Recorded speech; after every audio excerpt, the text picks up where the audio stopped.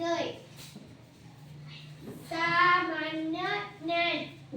आपल्या राज्याचे नाव काय? आपल्या राज्याचे नाव महाराष्ट्र आहे.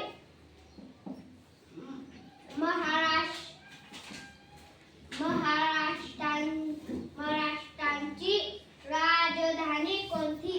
महाराष्ट्राची राजधानी मुंबई आहे. महाराष्ट्राची उपराजधानी कोणती? महाराष्ट्राची उपराजधानी नागपूर आहे.